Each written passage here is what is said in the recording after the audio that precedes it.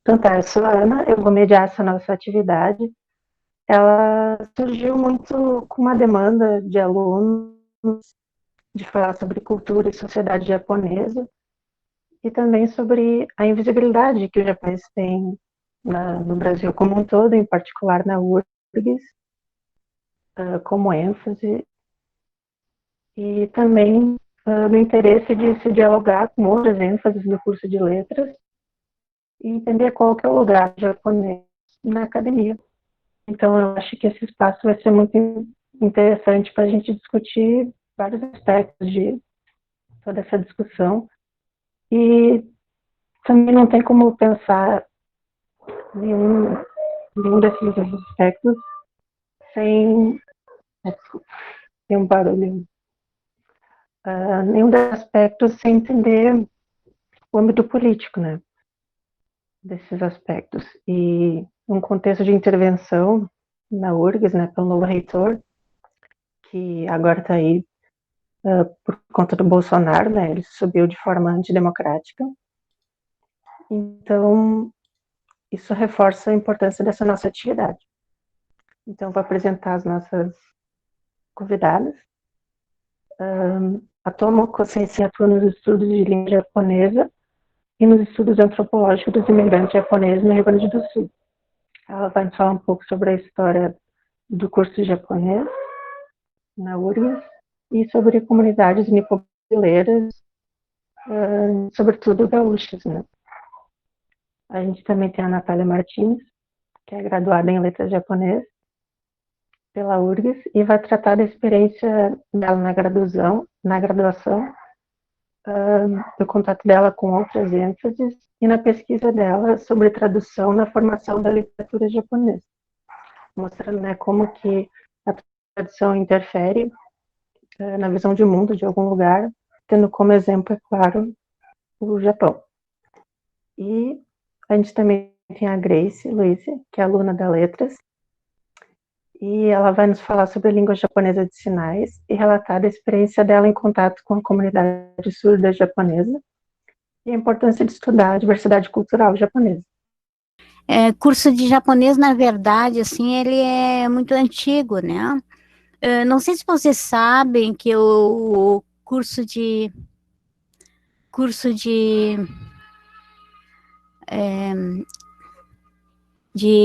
esse aí mesmo, de japonês, na verdade, surgiu, aliás, o curso de letras, né?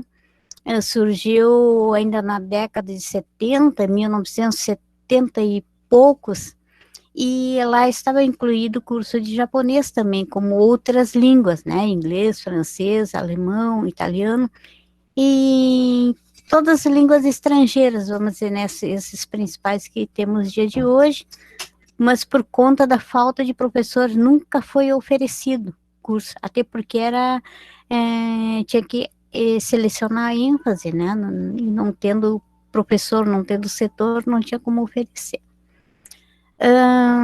Então, mas assim, tanto o Japão como por parte brasileira tinha interesse em ter esse, vamos dizer, um contato econômico, cultural maior entre Brasil e Japão, depois do fim da guerra. E na década de 70 esse contato começou a se intensificar. E depois de 1975, mais ou menos, começou a melhorar a economia japonesa. Vocês sabem que agora todo mundo quer aprender chinês porque o China é um conglomerado do poder econômico mundial. E naquela época o Japão, a bolha estava crescendo, né? Economicamente o Japão, tirando os Estados Unidos, era o segundo do mundo. E todo mundo passou a olhar para o Japão. Né?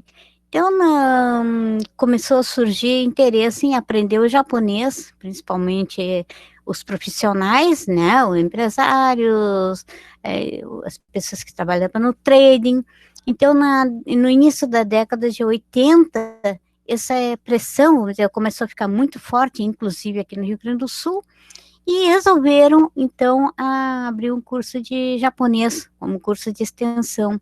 Era chamado curso livre, né, de língua japonesa. Não tinha essa palavra curso de extensão, era curso livre. E isso foi no início da década de 80, e em 1986 resolveram criar, em paralelo à atividade de tal de curso livre de língua japonesa, que funcionava, oferecer curso de graduação no Instituto de Letras. Tá? E assim, o curso de bacharelado em língua japonesa, principalmente na área de tradução, deu aquele grito de nascimento, né, como se chama. Então, é aí que em 1970 surgiu esse curso de japonês, e naquela época, na extensão, haviam 4 professores que estavam dando aula. Era eu e mais 3 professores. E essas 4 professoras, tudo moças novas, né, que nem vocês, jovens naquela época, fizemos um concurso público, né, aí nós tornamos funcionários públicos. Olha que nós tínhamos 4 professores, né? Então, era eu e mais 3 professores, dos quais um pouco pediram a exoneração do cargo por conta do salário muito baixo, tá? E como vocês viram, quando surgiu o curso de japonês, nós, professores, não tínhamos, assim, formação nem para ser professor, né, assim, de ter uma formação pedagógica, né, de como lecionar, né, nem assim, nem curso de bacharelado em letras japonês, como vocês estão tendo, alguns já tiveram. Então, isso no meados de década de 80, a Fundação Japão, por interesse por parte do governo japonês, mandou, vamos dizer, professores orientadores, né? Então, nós tivemos 4 anos, sábado e domingo, todos os sábados e domingos, aquelas aulas intensivas, e nós 4 tivemos essas aulas durante 4 anos. 2 anos, uma professora veio, ficou durante 2 anos, mas depois veio mais uma professora por mais 2 anos. Então, tivemos essa formação pedagógica extraoficial, que não saiu certificado, não saiu nada, mas enfim, eram 4 anos de juventude, sábado e domingo, estudando japonês e analisando, vendo o que que as pessoas deveriam aprender para ter fluência na língua japonesa. E naquela época, não tinha, assim, materiais que mina no Nihongo que nem agora, né? E, então, era tudo, assim, manuscrito, né? A professora trazia um conteúdo, disse, olha, agora vamos ter que ver como é que é o tal de adjetivo, como é que é estruturado, definição do adjetivo, essas partes teóricas, assim, né? Era isso nossas aulas. Aquelas tabelas de adjetivo i, adjetivo na, também estava se formando no Japão, né? Esse conceito de organização da gramática japonesa para ensino de língua estrangeira também era nova, né? Não existia nada disso. O único material didático que nós tínhamos, assim, na mão, era um livro chamado Kokun Otokon, que era um livro que foi editado na década de 50, tinha um monte de kanji, não tinha, assim, uma didática nenhuma para estudar. Eu disse, olha, tem que saber isso, é isso que nós temos. É aquela, assim, grande metodologia de ensino de decoreba, né? Tinha que decorar tantos kanjis, tinha frases e tinha... era assim, decorou e deu, e a prova também era isso, e era muito difícil. Então, nós passamos a elaborar o material didático, tudo escrito à mão, depois tinha que passar no mimeógrafo, né? Que mimeógrafo é aquele aparelhinho que vai passando que nem aquele, como é que se diz? Aquele rolinho para fazer massa, só que vem tinta, né? Cartão de tinta e álcool, e era isso aí. E tinha que ser tudo manuscrito, não tinha o Word, né? Processador de texto para fazer novos materiais, né? Então foi isso que aconteceu. E na década de 90, por conta da falta de material didático, nossa equipe resolveu fazer um livro de japonês, né? Aí surgiu o Fundamento da Língua Japonesa 1, Fundamento da Língua Japonesa 2 e o livro de ensino de primeiros kanji. E assim, eu acho que foi em 94 que saiu esse livro, pela editora da URGS. Aí nós fomos usando esse livro por mais de 10 anos. E aí, um pouco mais de 10 anos, surge o livro chamado Nihongo no Kiso 1 e 2. Tá?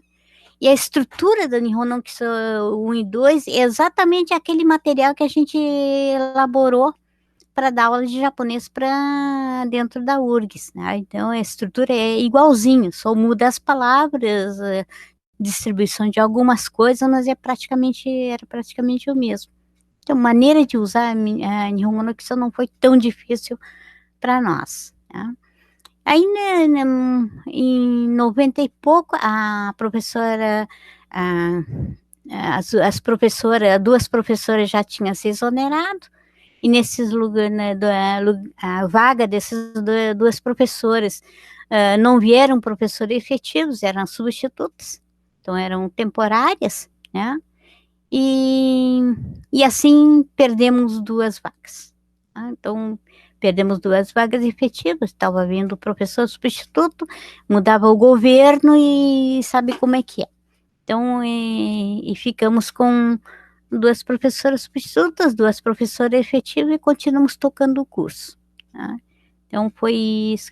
Pode ir passando as apresentações, assim, que eu já estou bem adiante. Aí, se vocês quiserem perguntar alguma coisa, podem ir perguntando. Né? E, bom, então, bom, eu vou acompanhando a tela, eu não sei como é que eu vou fazer, mas eu acho que não precisa, eu só acho que vai passando na tela e a gente vai vendo. Então, foi isso que aconteceu. Tá? Em 2006, eu acho que é 2006, se não me falha a memória, uma das professoras que estava dando aula se aposentou e aí abriu um concurso público, né? E aí o professor Andrei entrou, aí o professor Roberto ficou em segundo lugar, né? E no fim, como éramos só, bom, antes de ter o concurso público, era eu, professora efetiva, e tinha dois professores substitutos. Era um curso que tinha apenas uma professora, né? Porque substituto é temporário, pode desaparecer a qualquer momento. Então, era um curso com apenas uma professora. Olha, foi um tempo assim, vamos dizer, de vacas calientes. Bom, tinha pouca gente, né? Então, o curso já estava quase nas capengando, assim, quase fechando. Mas, enfim, conseguimos mais esses dois professores e o curso começou a se levantar. O curso de extensão em paralelo continuou acontecendo, primeiro como curso livre e posteriormente, e já na década de 2000, surge o NEL, né, Núcleo de Ensino, Língua e Extensão, que acabou absorvendo, né, a curso de extensão que estava, assim, e o curso de extensão era de japonês e de russo, que tinham dois cursos de extensão, que estavam andando, aí surgiu o NEL e foi absorvido pelo NEL e que continua até hoje em dia. Na época, assim, na década de 80, 90, curso de extensão tinha 150 alunos, tinha muita gente. Tinha muita gente. Né? Depois a economia baixou, o curso foi ficando com poucos alunos, e no início da década de 2000 e pouco, baixou bastante, e agora, os últimos 3, 4 anos, tem aumentado de novo, né? Curso de graduação também, né? O curso de graduação no início tinha mais gente, depois diminuiu bastante, e nos últimos 4, 5 anos para cá, tem aumentado bastante. Né? Teve uma época que todos os alunos eram oriundos de outros cursos, mas de ciências exatas. Né? E a característica do curso era que, diferente das outras línguas, tinha mais guri do que gurias. Não sei por quê. Era assim, era de ciência e computação, era de engenheiro, era físico, era químico, era uma coisa muito estranha, assim. Né? Mas todos já se formaram. Né? Bom, mas as pessoas eficientes vão indo e vai chegando os outros, né? Bom, assim, ó, já está mais ou menos, nem sei quantos minutos estou falando, mas o que os ex-alunos estão fazendo? É uma coisa, assim, interessante, assim, que eu acho que os alunos se interessam muito, né? O que o pessoal faz depois de formar em japonês? Ainda mais que é curso de bacharelado, não é nem licenciatura. A licenciatura é certo que, de alguma forma, pode atuar como professor, né, em alguma instituição de ensino. Mas no curso de japonês só tem bacharelado, por conta de ter só 3 professores. Nós calculamos, recalculamos as disciplinas e realmente, fisicamente, mentalmente, não temos condições de oferecer licenciatura. Não é por falta assim de... legalmente dá para oferecer, né? Só que recurso humano não está permitindo. Esse é o único empecilho, vamos dizer, que tem isso. Então, o que os alunos estão fazendo? Né?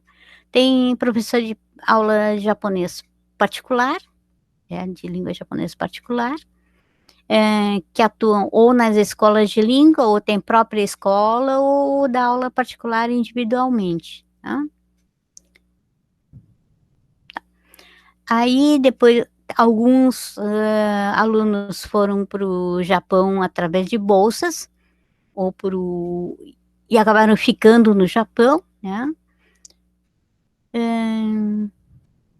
E entraram numa empresas japonesas e estão atuando no Japão. Algumas pessoas trabalham com tradutores, eu acho que a Natália pode falar um pouquinho depois, né? A Lígia, que deve estar assistindo também, ela trabalha como tradutora. Ana Senpai também, várias pessoas que se formaram na língua japonesa trabalham como tradutores, né? Muitas vezes um pouco mais do que em outras línguas. Né?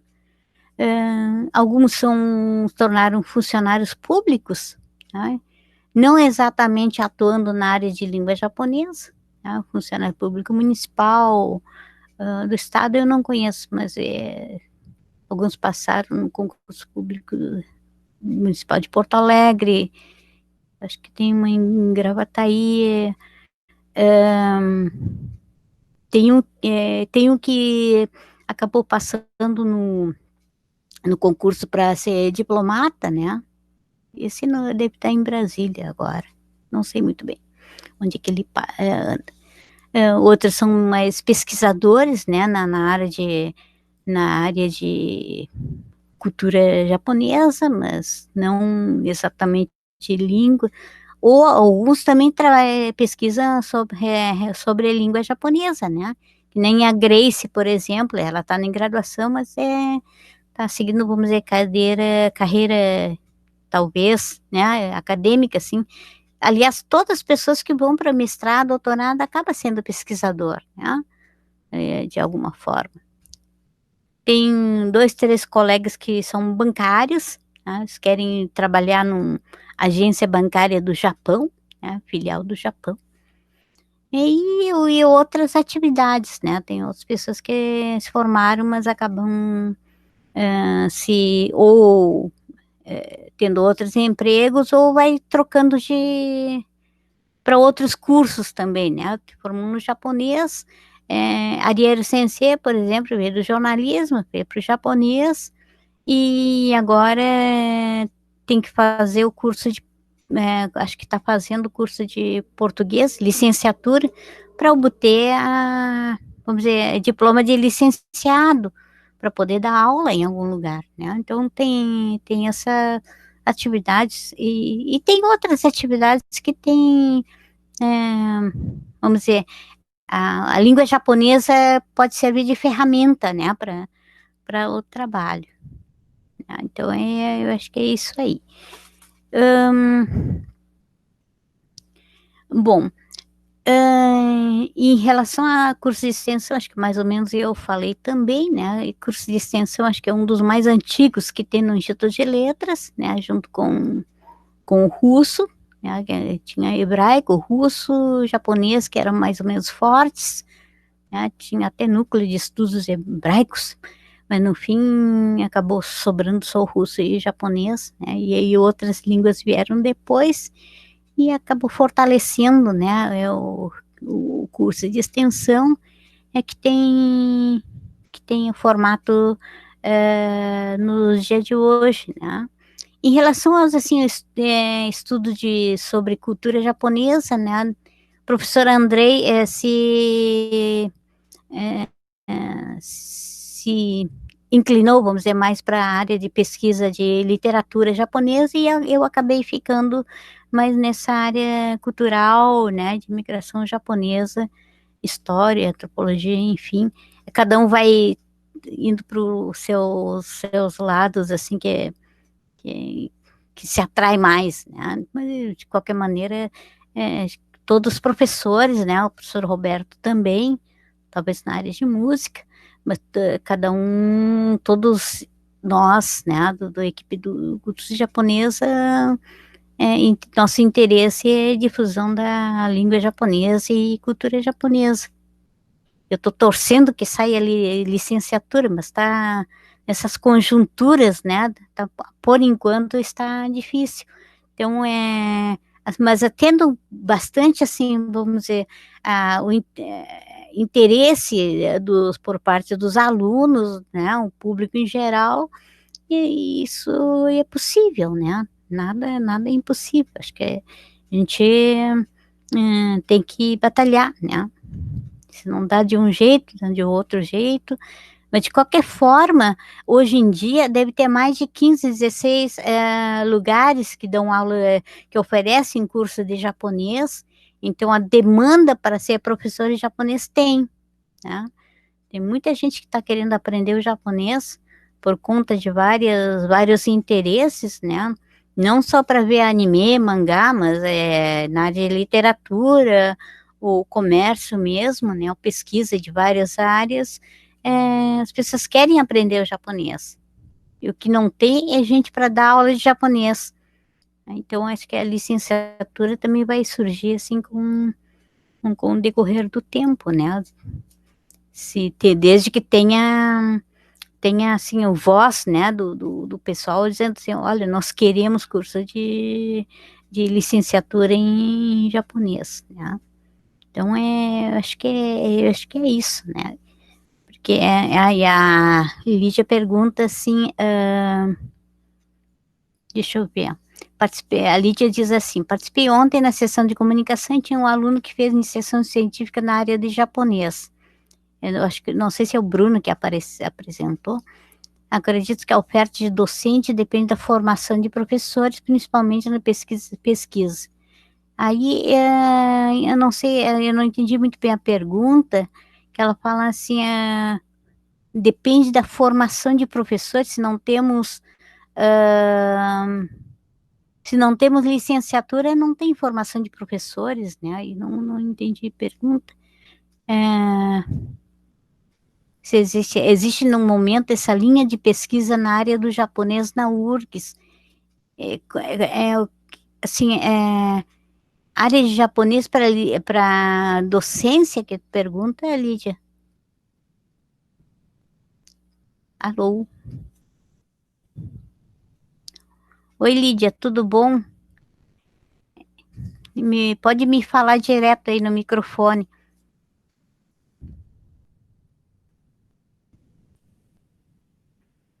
Ah, tá, não, pode ser no chat, não tem problema. Eu leio. É, é assim, ó. É, tá. É assim, quando se fala assim, estudo, tanto mestrado, doutorado, área de japonês, aí a área de japonês é muito amplo, né? Porque pode ser assim, área de linguística ou área de literatura, ou área de estudos comparados da linguística, estudo comparado da literatura, né? Tem sociolinguística, então no momento, eu acho que o professor Andrei está atuando junto com o pessoal do pós-PPG, né, para abrir curso de mestrado na área de literatura. Eu não sei se é literatura comparado ou se é só literatura, né? Então, eu acho que vai mais para tende mais para essa área de estudo na pós-graduação. O doutorado, eu não sei qual é o pré-requisito para ser, vamos dizer, orientador, né? Porque tem que ser, primeiro tem que ser membro do pós-graduação, né? O professor tem que entrar no pós-graduação como membro de equipe de docente, tem que apresentar tem um monte de pré-requisito, né? E depois de ser reconhecido dentro do PPG como membro docente, né? E se encaixa na área de atuação para ter seus orientandos. Então, eu não sei como é que está a situação, teria que perguntar para o pessoal do PPG, né? Para o professor Andrei, para ver a situação em que está. Mas é assim, ó. Na área de japonês, não precisa ser exatamente assim, na área de japonês, né? Pode ser assim, eu quero trabalhar sobre personagem fulano de tal. E casualmente pode ser um escritor japonês, que nem aquela escritora japonesa que está radicado na Alemanha. Desculpe, eu não me lembro o nome dela no momento. Talvez a Natália possa me ajudar. E ela é radicada na Alemanha. Yoko Tawada. Isso, Tawada Yoko, né? Ela está radicada na Alemanha e quem estuda essa escritora, né, que bilíngue alemão e japonês é o Gerson, né? O professor Gerson ele é um professor professor do setor de alemão, né? Ele também está vinculado à PPG Letras e casualmente na área de literatura ele estuda, né? Tawada Yoko. Então ele é assim, pode ser área de japonês, mas ele é bem amplo, né? Então é possível, é possível. O Sim. professor Cleo,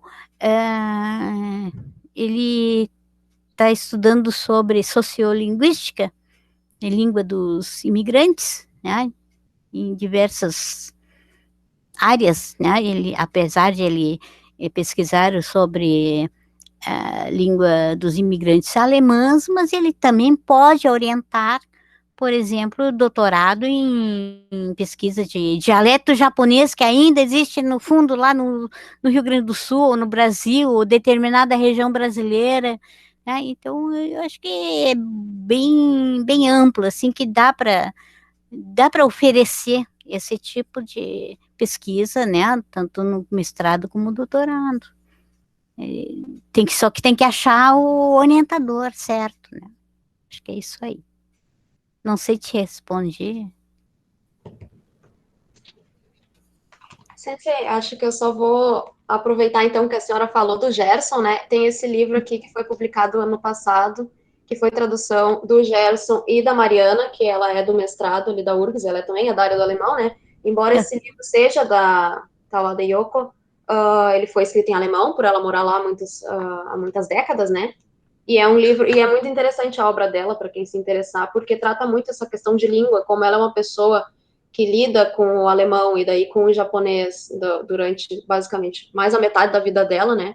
As discussões que ela traz são muito boas. Esse livro foi publicado pela Bestiário, que é uma editora aqui de Porto Alegre, né? E inclusive a Tawada Yoko ela esteve aqui presente para promover esse livro, e a tradução do Memórias de um Urso Polar, que foi publicado agora, esqueci a editora, mas uma editora de São Paulo, né? Também uma obra dela, escrita em alemão.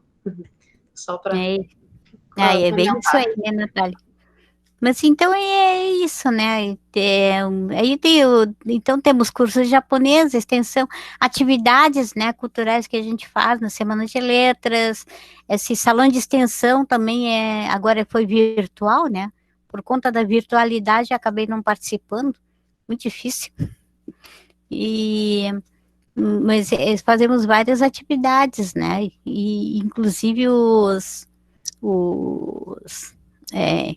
ex-alunos, né, participam bastante, assim, quando tem alguma atividade, sempre está presente, né, Natália?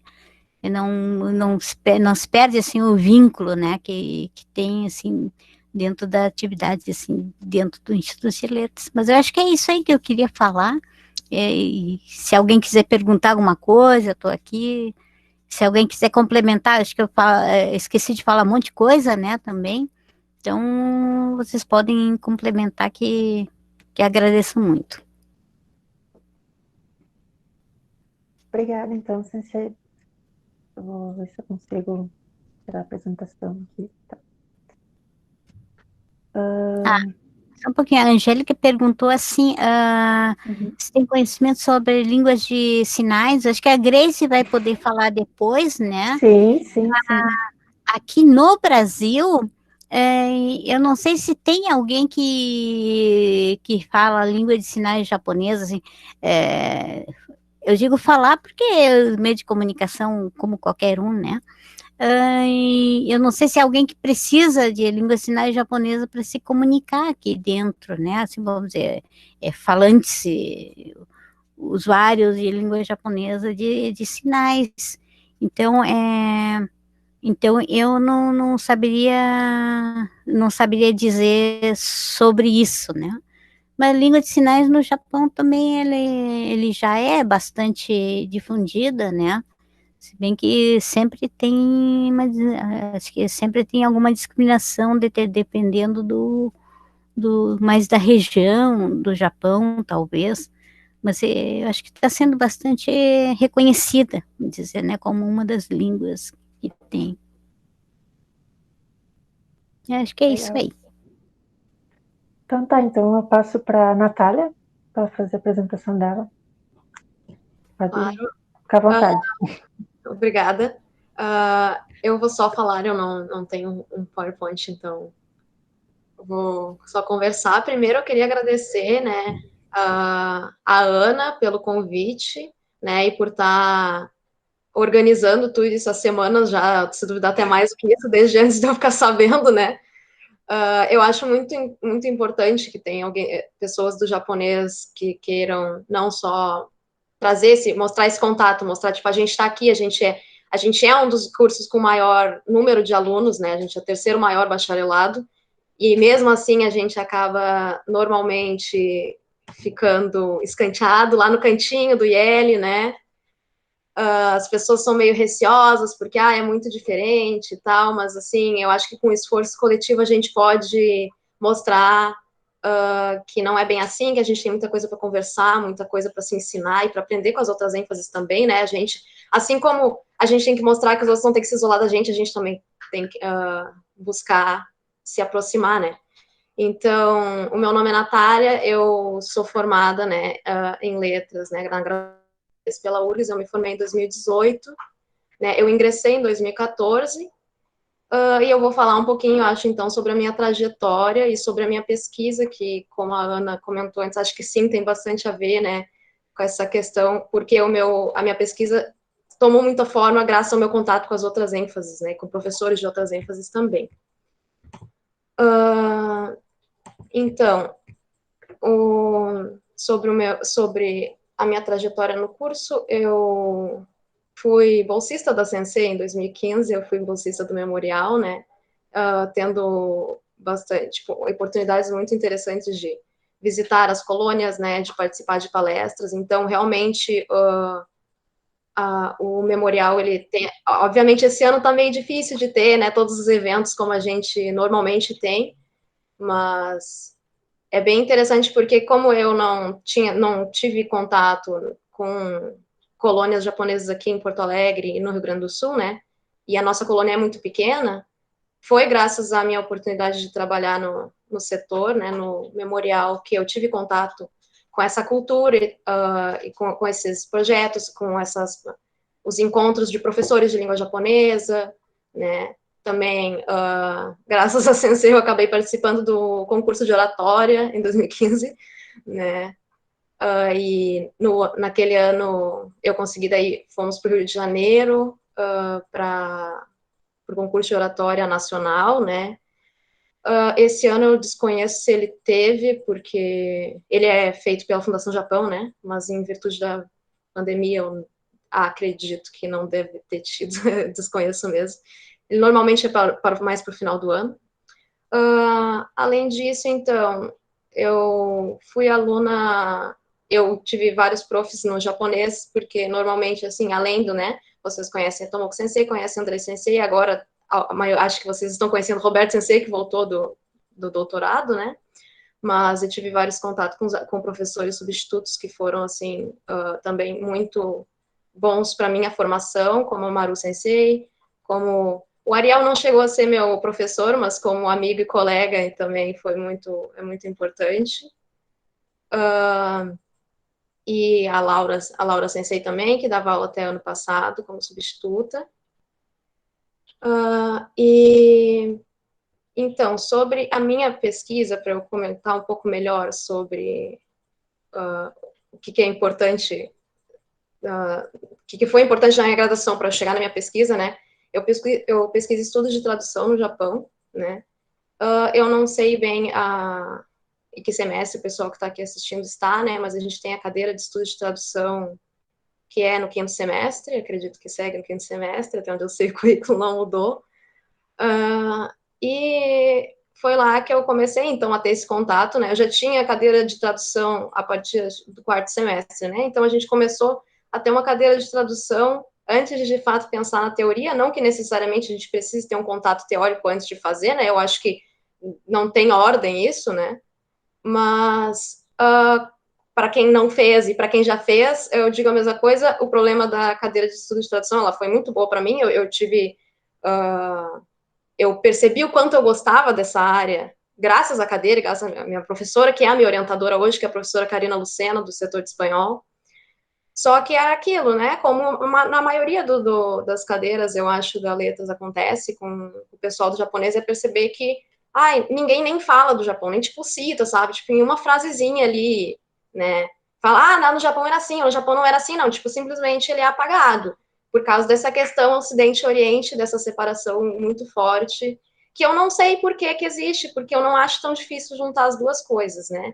E daí foi isso que me motivou, e obviamente eu precisava escrever um TCC, então eu precisava escolher um assunto, queria escolher um assunto que eu gostasse, um assunto que eu sentisse que fazia alguma diferença com a minha experiência no curso, né?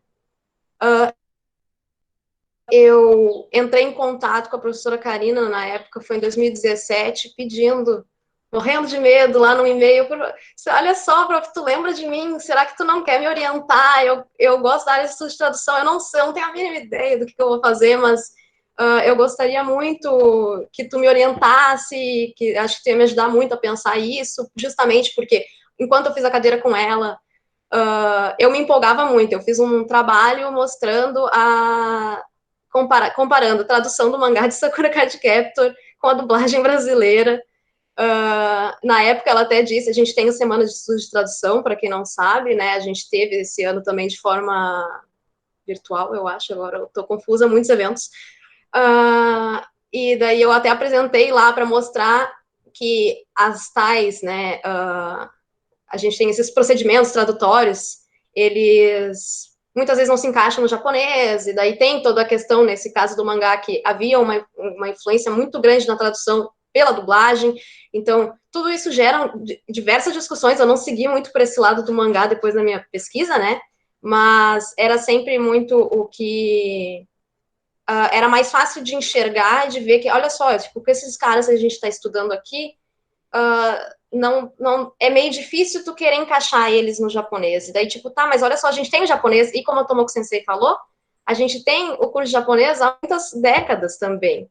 Embora, por um pesar muito grande, né, agora a gente só tenha 3 professores, né, de fato concursados, o nosso curso é muito grande, felizmente ele voltou a crescer, né, eu até tenho orgulho de que eu acho, até onde eu sei, a minha barra, quando eu me formei também, acabou que todo mundo atrasou um ano para se formar, e coincidentemente, a gente se formou 5 ou 6 pessoas da mesma barra juntos, uma coisa que raramente acontecia no japonês.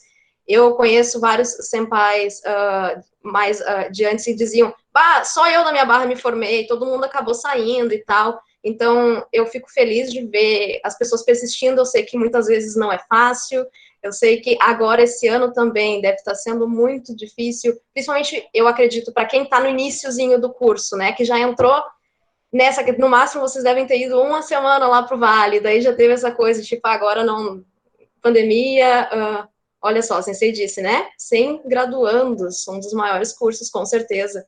Inclusive, para saber que a gente não é tão invisibilizado assim, eu estava assistindo uma defesa de dissertação da Federal de Pelotas esses dias, e era sobre a menina, agora mestre, ela era sobre tradução de legenda de One Piece, mas daí uma das profs da banca, ela era do espanhol, e ela sabia que o setor de japonês da URGS, o bacharel em letras, né, daqui do japonês, era o 3º maior bacharel, então, tipo, tem as pessoas, elas sabem, não é algo tão invisibilizado quando a gente acaba por pensar muitas vezes, né. Então, eu meio que perdi o fio agora, depois que eu li o comentário da Sensei.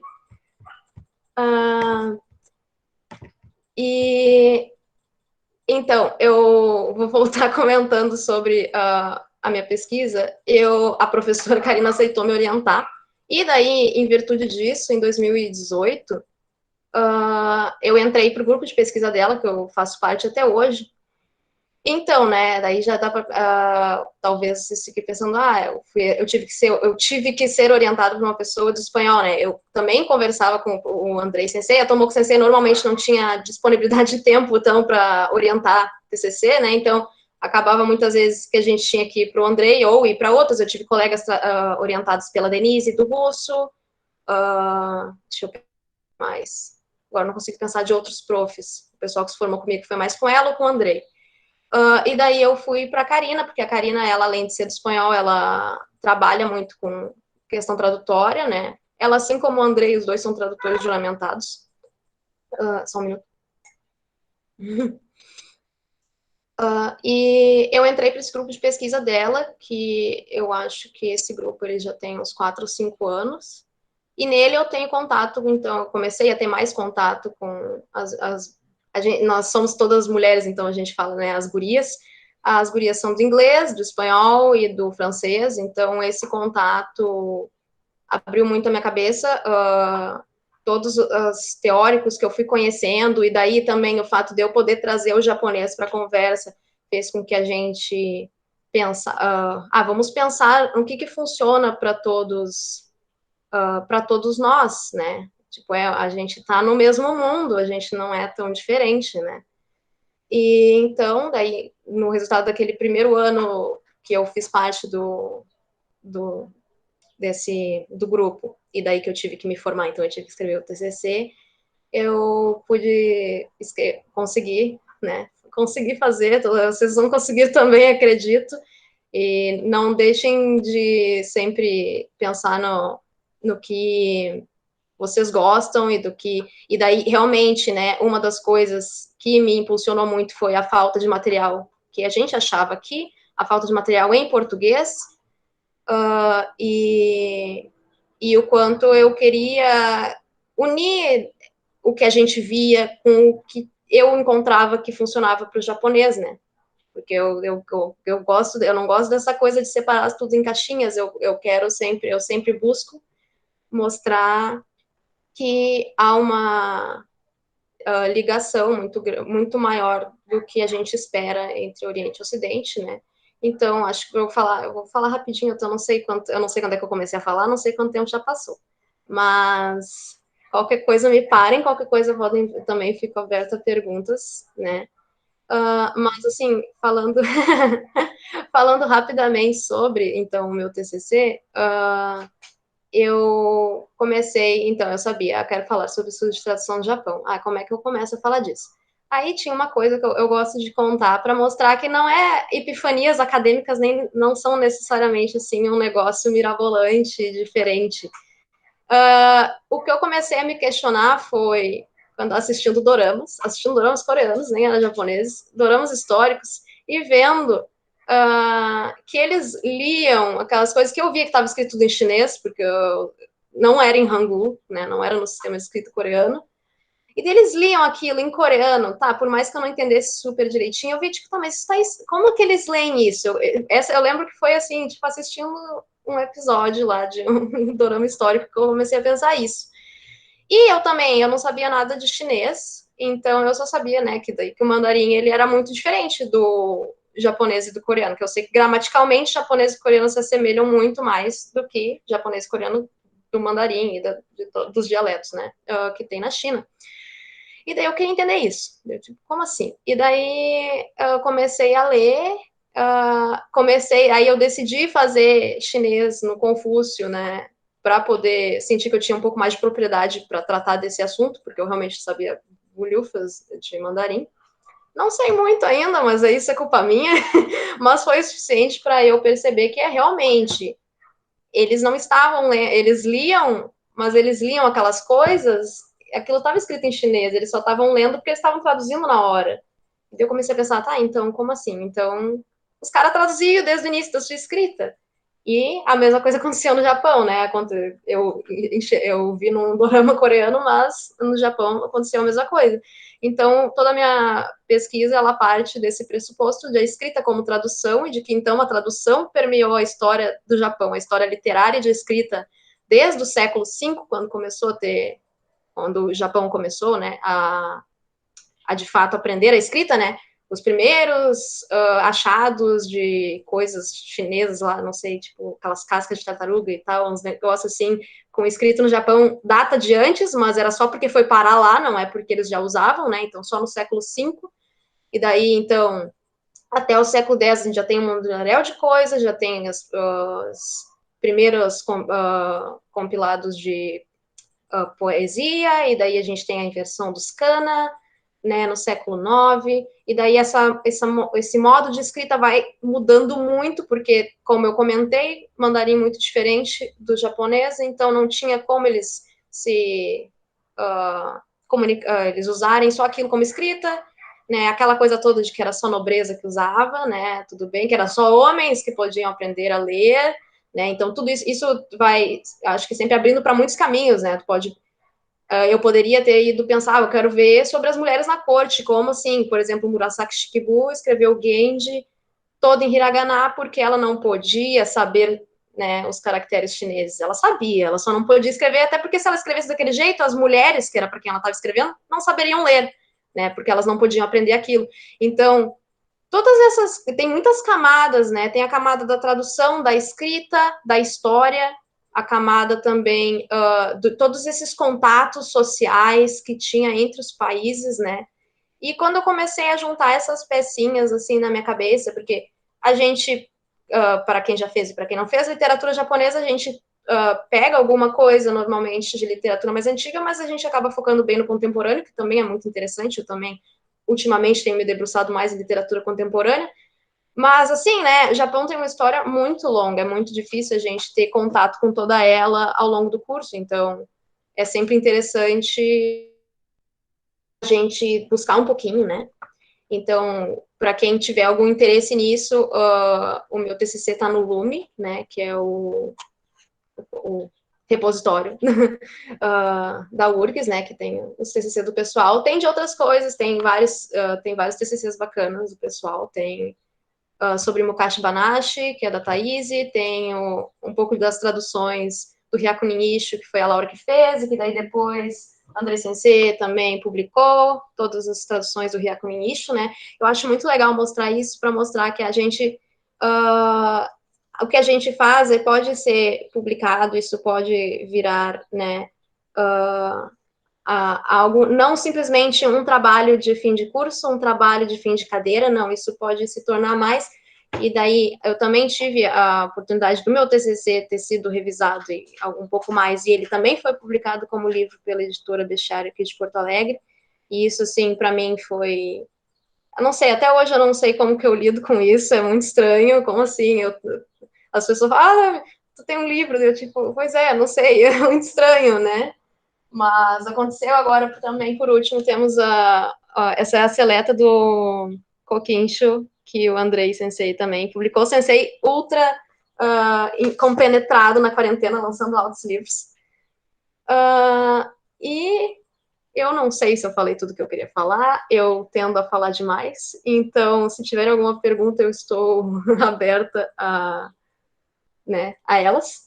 E eu acho que é mais ou menos isso. Só para complementar, você falou antes, eu trabalho um pouco com tradução e conversão conforme aparecem, tipo, coisas freelancers, né? Falando um pouco mais sobre, além do trabalho, né? Depois de graduar também, já dei aulas particulares, no momento de japonês não estou dando. E mais ou menos isso, eu pretendo agora seguir na minha pesquisa, falando um pouco sobre, acho que a Lídia Senpai comentou do mestrado daí, que a Sensei disse, o Andrei Sensei, sim, ele é orientador na linha de mestrado de literatura comparada, né, mas, assim, nenhuma das linhas de pesquisa aqui da URGS, né, seja de linguística, seja de literatura, ela é focada específica em literatura ou cultura japonesa, mas, sim, eu sei que Sensei, ele orienta. Acaba que, né, assim como eu sou orientada para prof do espanhol, né, eu sei que Sensei orienta o Vini, que é do alemão, então acontece muito essas trocas, e eu acho que elas são muito, assim, oportunas, muitas vezes, né, são ótimas.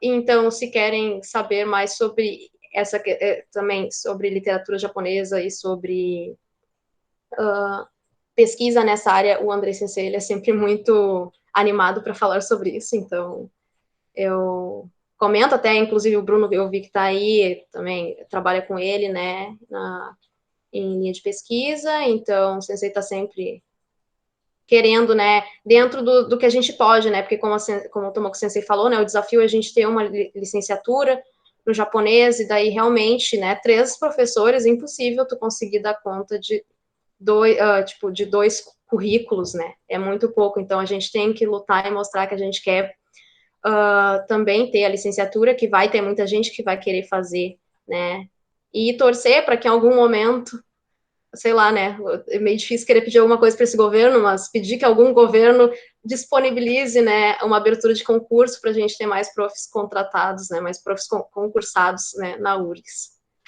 E eu acho que era isso. Obrigada por me ouvirem falar. Obrigada, Natália. Sim, teve uma coisa que tu disse sobre o japonês não ser tão invisibilizado, assim, na real, né? E eu tive essa impressão um pouco ontem com as apresentações do Bruno e da Lídia, né? Na sessão do bacharelado que a gente teve. E a recepção das pessoas foi muito legal, assim, né? Tipo, eu pelo menos fiquei muito massa isso.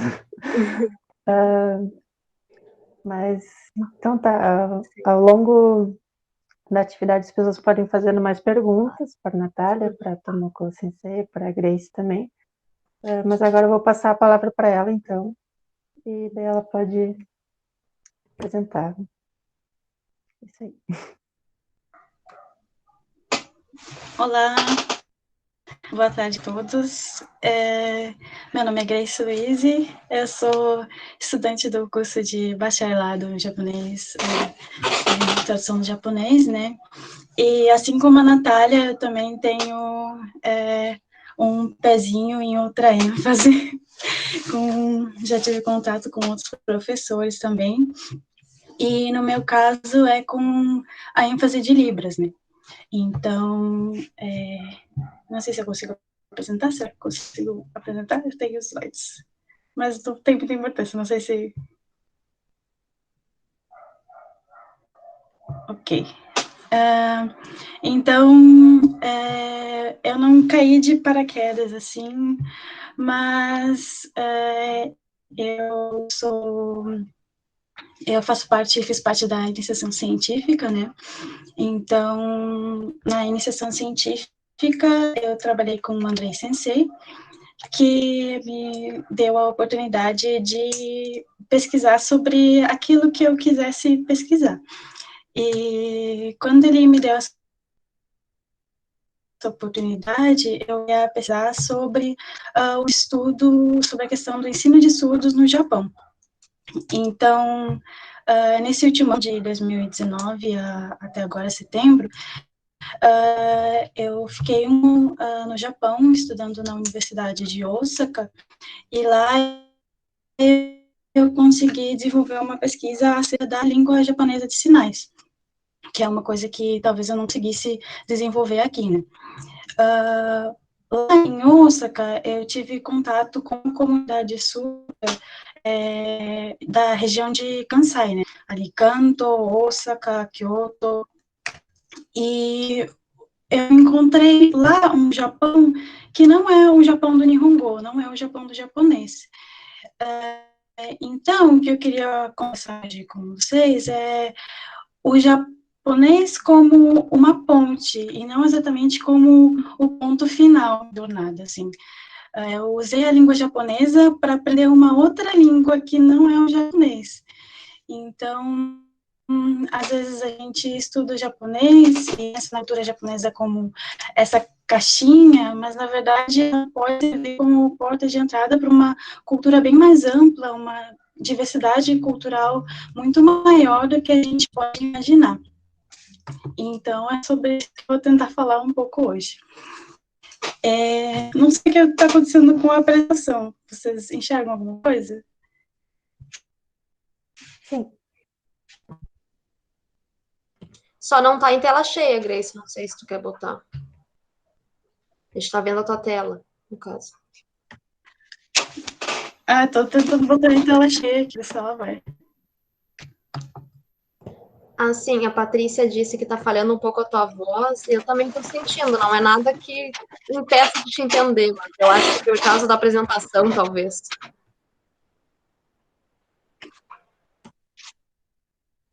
Então eu vou cancelar a apresentação aqui acho que é mais importante. Vou parar, então. Eu vou fazer que nem a Natália, só conversar, então.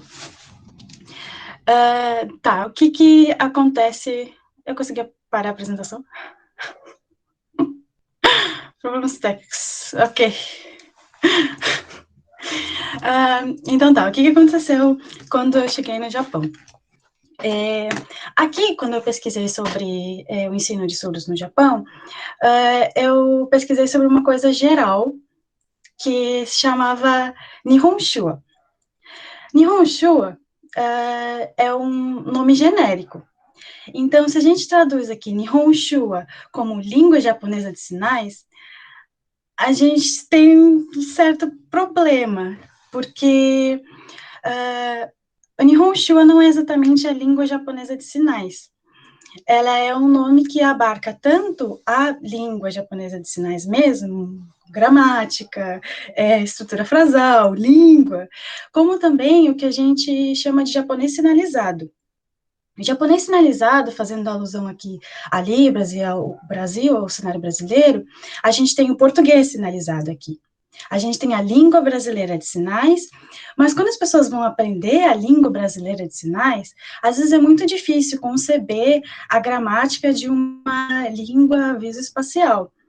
Então, as pessoas estrutura gramatical do português. Mas isso não é a Libras, né? A Libras, ela tem sua gramática própria, ela tem sua estrutura própria. Mas então, quando a pessoa está aprendendo, vai aquela coisa, vai dando umas... estou fazendo alguma coisa, assim.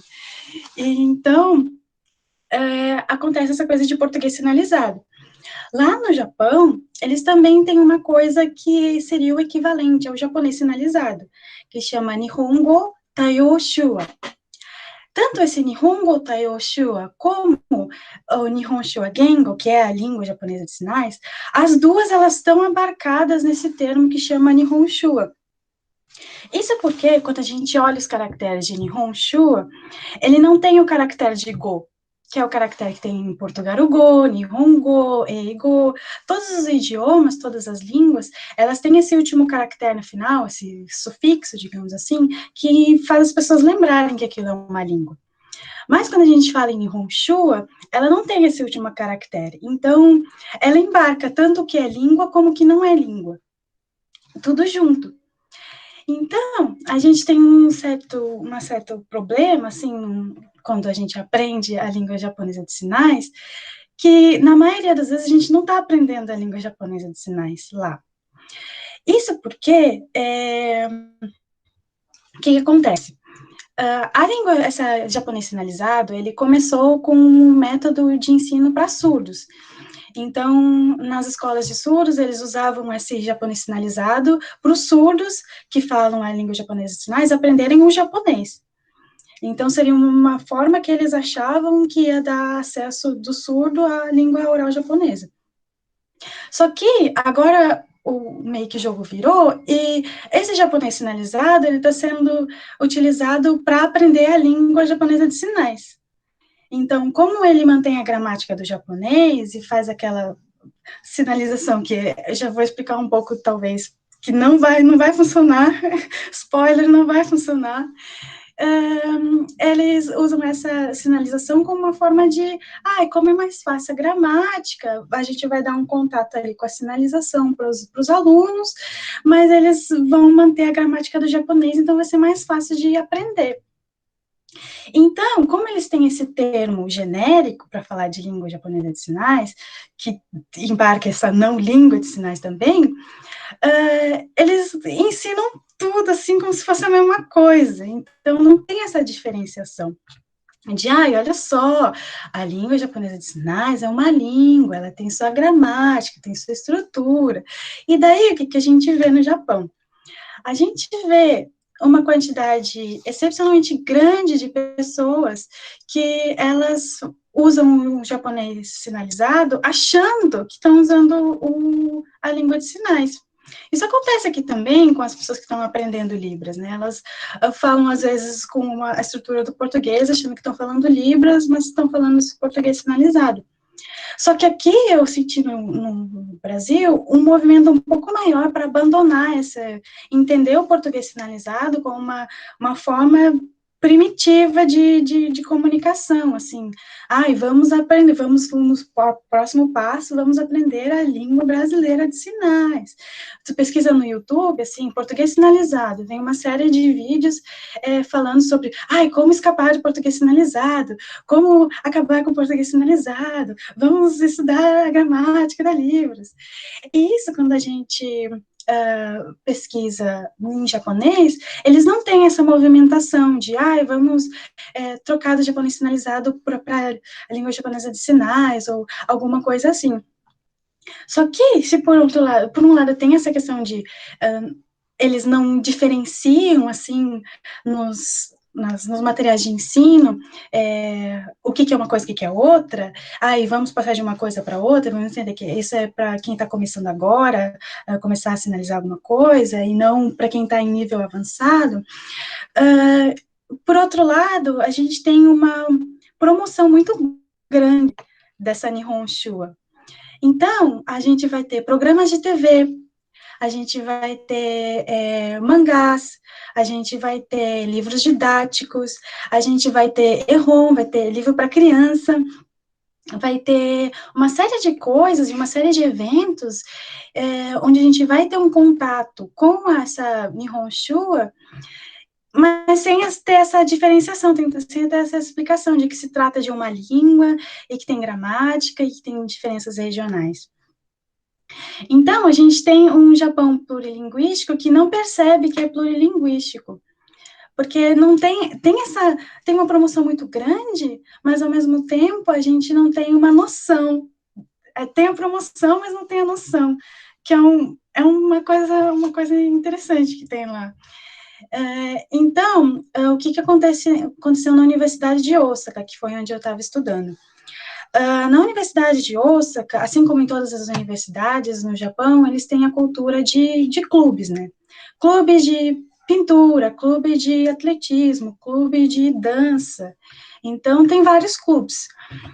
Na Universidade de Osaka, eles têm o clube de voluntariado. Dentro do clube de voluntariado, tinha uma das atividades que era de Shua, que era dessa língua de sinais. Só que dentro dessa atividade não tinha nenhum surdo. Então, era um grupo de ouvintes que se reunia, tinha um dicionário de língua de sinais, e as pessoas utilizavam esse dicionário. Que palavra é essa? Eles olhavam, pesquisavam uma palavra. Façam uma mímica com essa palavra. As pessoas adivinhavam o sinal. E daí faziam teatro com língua de sinais. E daí não era língua de sinais, era japonês sinalizado. Então, mas tinha as pessoas, ouvintes, que se interessavam pela língua de sinais, que não era bem a língua de sinais, né? Mas a gente tinha essa movimentação de saber, existe essa forma de comunicação, mas não de aprofundar esse conhecimento ao nível gramatical. Mas o que aconteceu em outubro do ano passado? Em outubro do ano passado, uma menina, um estudante do curso de Humanas, ela criou o próprio grupo de língua de sinais, o próprio clube de língua de sinais. É uma aluna surda que ela vinha para a gente e ensinava os sinais. Quando eu cheguei no grupo, já tinha uns encontros acontecendo, e eu expliquei para ela, assim, eu estava fazendo pesquisa, vendo as diferenças entre o japonês sinalizado e a língua japonesa de sinais, eu falei para ela assim, o que vocês ensinam aqui? O que vocês praticam aqui? Daí ela me disse, a gente pratica o japonês sinalizado. Eu fiquei, como assim? E daí ela explicou, é porque é mais fácil para as pessoas entenderem. Então, eu uso a gramática do japonês, porque daí as pessoas vão entender e vão utilizar isso de alguma forma. Então, a gente tem várias línguas de sinais, a gente tem programas de TV, a gente tem toda essa promoção, mas eles não estão usando essa língua, eles não estão promovendo essa língua em si. Eles estão promovendo esse Frankenstein, que é uma gramática de oral auditiva com um vocabulário visoespacial, sendo que o vocabulário visoespacial, ele vai usar o rosto também, ele vai usar a posição do corpo, só que no japonês sinalizado, a gente não vai ter essa coisa do rosto. A gente não pode usar o rosto no japonês sinalizado, porque muitas vezes o japonês sinalizado, ele está sendo falado, a pessoa está falando enquanto sinaliza. Além de usar a gramática do japonês, ela oraliza a língua japonesa também.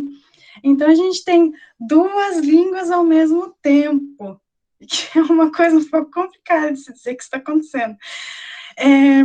Então, é isso que acontece lá no Japão. Então, a gente tem essas misturas um pouco caóticas, mas que, de alguma forma, elas estão ali, elas estão funcionando de algum jeito. Então, recentemente, a gente está tendo esse movimento para, assim como teve no Brasil, de reconhecimento da Libras, algumas prefeituras, elas já reconhecem a língua de sinais enquanto língua, assim. Tá lá, não são todas as prefeituras, não são todas as cidades, às vezes é em nível municipal que reconhece, mas não a região inteira não reconhece. Então, tá essa coisa, alguns lugares reconhecem, alguns não reconhecem, tá essa coisa meio embaralhada. Mas até que ponto esse reconhecimento linguístico, ele está sendo realmente efetivado a nível micro, assim, a nível nos próprios cursos que ensinam essa língua, e nas pessoas que estão aprendendo, será que elas estão tendo a noção do que elas estão aprendendo, e será que está sendo explicada essa diferença? Então, esse é o cenário caótico que acontece lá no Japão. Esse Japão que é multicultural. Acho que a gente fala, às vezes, muito a gente pensa no Japão como essa caixinha, o Japão é isso, o japonês é essa pessoa.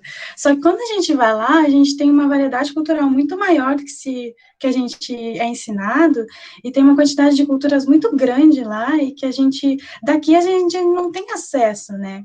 Então, assim como tem a comunidade surda lá, que ela são todos japoneses, mas eles têm uma cultura diferente. apesar de estar no mesmo lugar, estar morando no mesmo lugar, os surdos, eles também falam japonês, mas eles têm uma cultura própria, eles têm uma forma de se comunicar diferente, eles têm uma forma de interagir diferente, que difere do japonês ouvinte. Então, aí, nesse caso, a gente usa a língua japonesa para ter acesso à língua japonesa de sinais, porque os materiais para a gente, enquanto ouvinte, estudar a língua japonesa de sinais, eles estão todos em japonês. Não tem um livro que ensine língua de sinais japonesa que não esteja em japonês. Não tem um livro, língua de sinais japonesa em inglês. Até porque a gente pensa, a gente não vai usar aqui língua de sinais japonesa. Que a gente vai... Para que a gente quer aprender isso, né? Para que serve? Mas a gente tem essa riqueza cultural, a gente está estudando japonês. Por que serve o japonês? Por que a gente está estudando japonês? Não é mesmo? A gente tem essa riqueza cultural que ela tem que ser valorizada, ela tem que ser estudada, e a gente tem que pensar e comparar com a nossa própria cultura, né? Que às vezes a gente tem mais em comum com o outro lado do mundo, assim, do que a gente possa imaginar. Vieram perguntas aqui. Eu vou tentar ler as perguntas e responder da melhor forma possível.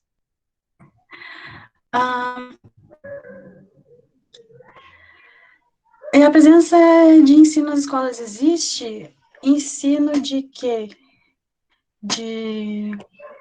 Eu não quis perguntar do português sinalizado, do japonês sinalizado, da língua de sinais mesmo.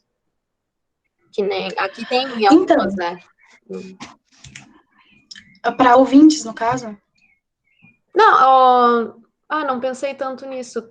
Pode ser também, eu não sei, porque daí eu não sei se os surdos, eles são incluídos, as crianças surdas, elas são incluídas numa escola que tem ouvintes ou tem escolas específicas? Como é que funciona Então, no Japão eles têm aqui como a gente o sistema de inclusão. Então, mas existem também escolas para surdos. O que acontece na escola para surdo no Japão? A maioria dos professores na escola de surdos não é que nem aqui, que a gente tem um professor, tá naquela escola e vai ficar sempre naquela escola. Eles têm um sistema de rotação muito grande. Então, tem uma quantidade muito grande de professores na escola de surdos que não sabe zero em línguas de sinais. Então, a gente tem um professor que fala um pouquinho em língua de sinais dentro da escola, na escola para surdos, E tem aquele professor que não sabe nada, ele caiu de paraquedas ali, ai meu Deus, o que eu tô fazendo aqui?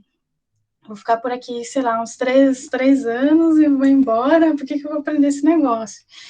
Então, tem esse caso. Mas também tem um caso de uma escola só, a maioria das escolas, elas são bilíngues. Então, a gente tem essas escolas para surdos, que elas são bilíngues, entre aspas, que é com esses professores que às vezes não sabem língua de sinais. Só que tem um caso da escola chamada Meisei Gakuen, que é na região de Tóquio, que é uma escola realmente bilíngue. Ela realmente, todos os professores, eles falam língua de sinais, se estuda língua de sinais, assim como os alunos estudam japonês, assim como se estuda inglês, eles estudam realmente língua de sinais, que é uma coisa que não acontece nas outras escolas de surdos, é uma coisa específica da Meisei e de uma escola, da Escola Municipal de Sapporo, que tem uma turma que acontece dessa forma, bilíngue.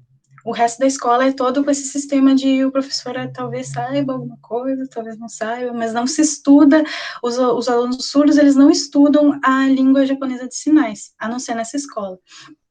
Então, mas existem algumas formas de contato entre dos ouvintes com a língua de sinais, com essa Nihonshu, que é essa coisa meio geral.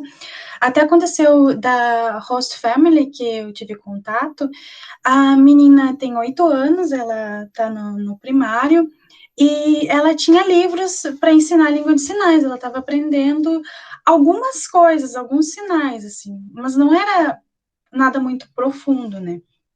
Então, tem essa coisa de que nas escolas para surdos a gente não tem um ensino de língua de sinais, a gente tem algum contato ali para os ouvintes sobre, em geral, algum sinal perdido aqui. Ela sabe soletrar o próprio nome, por exemplo, uma coisa assim.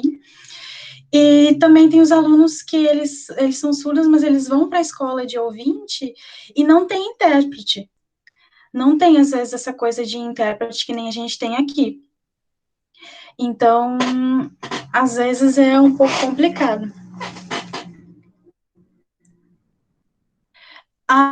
Eu não sei o número de surdos no Japão. Você vai me desculpar, Angélica, mas eu não sei quantos surdos tem no Japão. Mas não creio que seja um número pequeno, não. Aqui no Brasil a gente tem também a escola bilíngue inclusiva. Lá tem um sistema bem parecido com o que a gente tem aqui, né?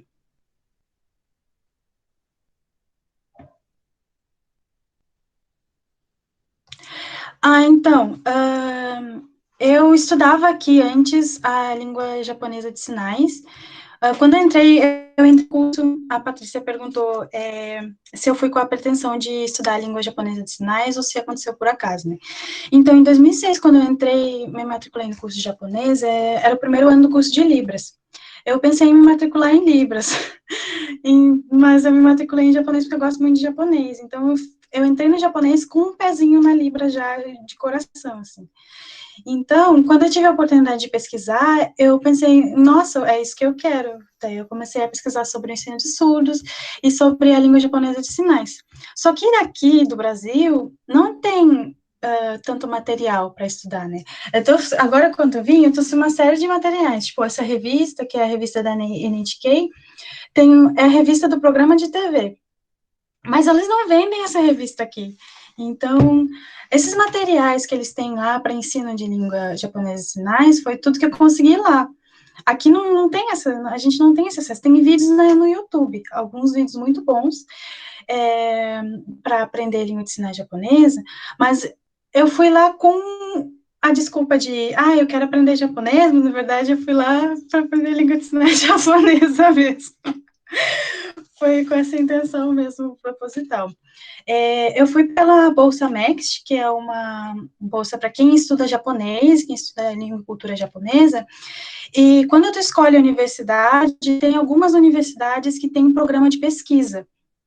Então, a Universidade de Osaka, ela te permitia fazer a tua própria pesquisa.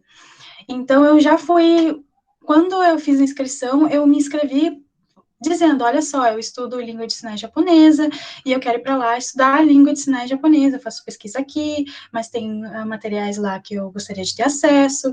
Então, eu já fui lá sabendo o que eu ia pesquisar, onde eu ia achar as pessoas, porque em Osaka também tem o MINPACO, que é o Museu Nacional de Etnologia. Lá tem um grupo de estudos de pesquisa em língua de sinais. Então, lá eles realizam eventos e tal. Eu fui num desses eventos, entrei em contato com 2 pesquisadores surdos, que é o professor Daigo, e esse professor, ele me convidou para estudar a língua de sinais com ele lá, dentro do Museu de Etnologia. Então, eu já fui lá sabendo onde haviam as pessoas que estavam pesquisando na área, então, onde tinha livros, quem estava publicando, como era a organização da Associação de Surdos. A Associação Japonesa de Surdos, eles publicam todo ano um livro com novos sinais. Esse é o nome do livro, Atarashi Shua, Atarashi Sign. Então, todo ano eles meio que têm essa preocupação, eles são financiados pelo governo e tem essa publicação anual onde eles, digamos que eles juntam a língua de sinais, todos os dialetos para fazer um Hyojungo, uma língua padrão de sinais. Então, essas publicações eu já sabia onde conseguir, então já foi uma coisa que foi meio que proposital, assim. Mas chegando lá, as coisas meio que saltam para ti, elas caem no teu colo, porque é muita promoção de língua de sinais lá. Dessa língua que não é bem claro, mas a gente pode tirar muito proveito disso.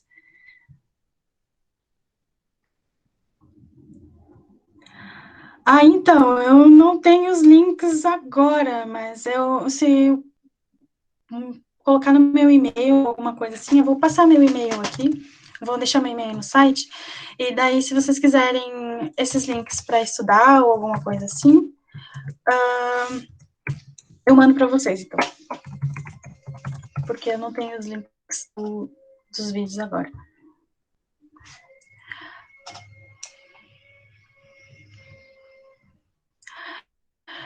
Isso mesmo. A gente tem também essa diferença, a Patrícia estava falando ali, que eles viram em Libras 2 um vídeo em língua japonesa de sinais. Então, realmente, a língua japonesa de sinais, ela é rica em classificadores, né? Então, esses classificadores, todos que deu para ver, provavelmente, no vídeo, eles não vão aparecer no japonês sinalizado, né? Essa é uma grande diferença entre os dois. A gente vai ter aqueles adjetivos do português que eles vão sinalizar, mas a gente não tem os classificadores, né? Que é uma parte importante das línguas de sinais.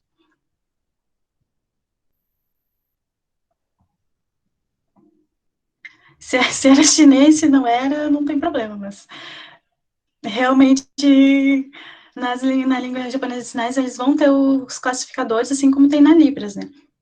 Só que no japonês sinalizado não vai ter esses classificadores.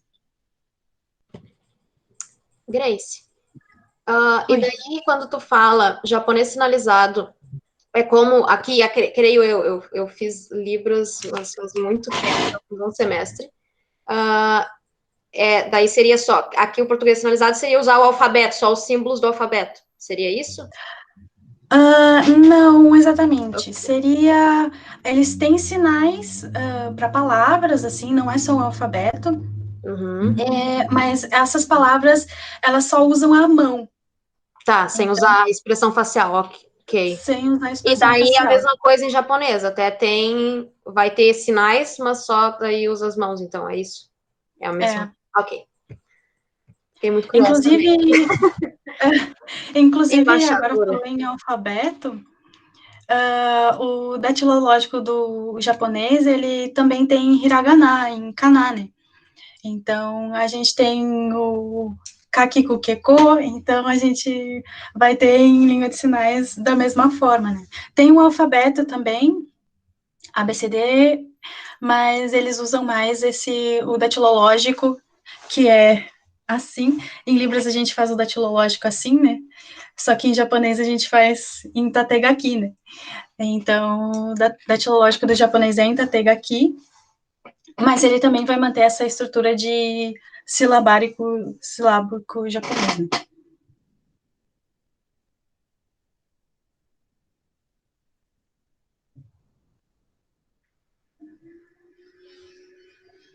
Isso, essa questão de, não é exatamente o alfabeto, é o problema da estrutura, né, de se usar uma gramática que não é adequada para aquela, não fecha, né, uma coisa que não fecha realmente, porque a estrutura do japonês é uma estrutura completamente diferente da estrutura da língua japonesa de sinais, né, então, às vezes, a gente tem essa coisa de que a pessoa está falando, sinalizando ao mesmo tempo, e ela acha que está ali, eu estou sinalizando tudo que eu estou falando, estou sinalizando certinho, mas daí a pessoa fala muito mais informações do que ela está sinalizando, e as informações não fecham, e é uma loucura.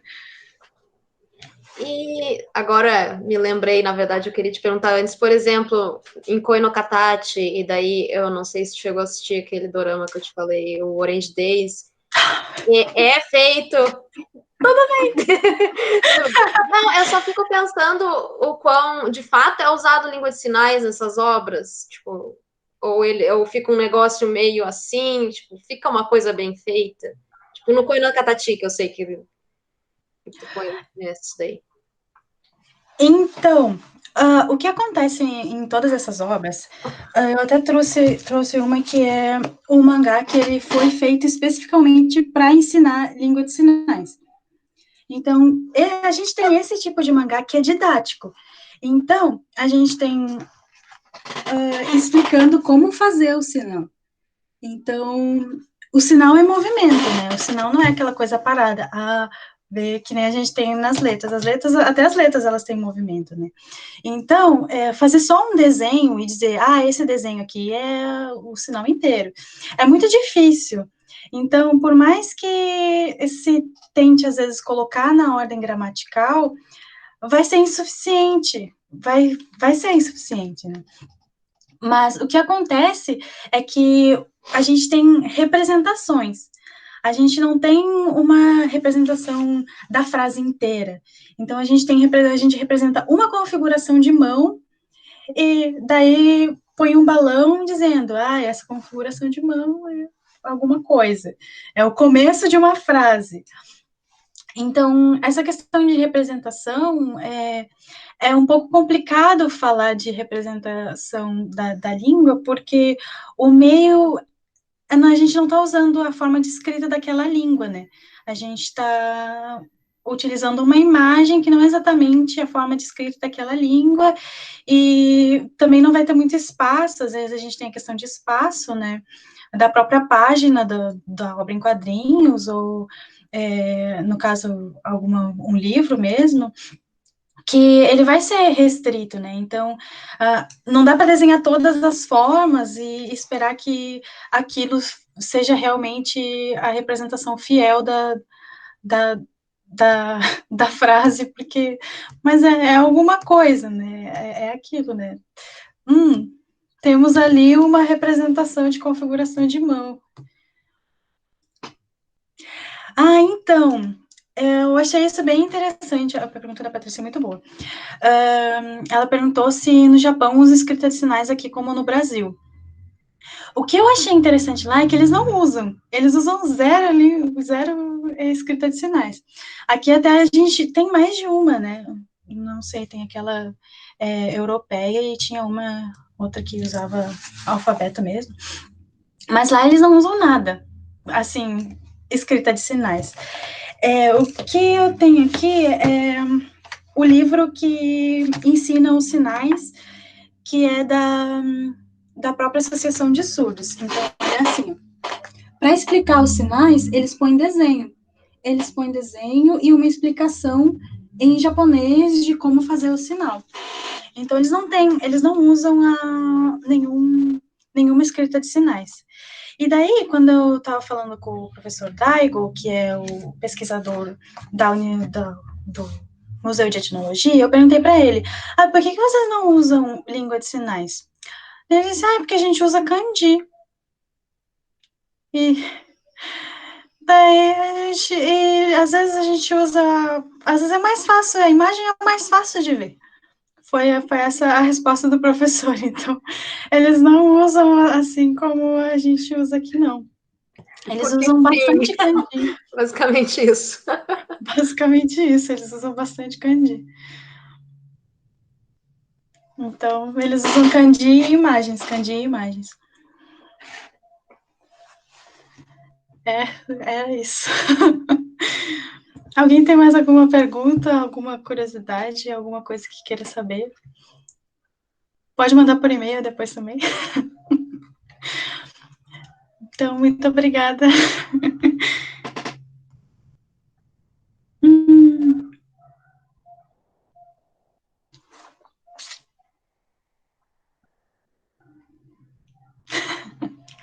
Pode mandar e-mail.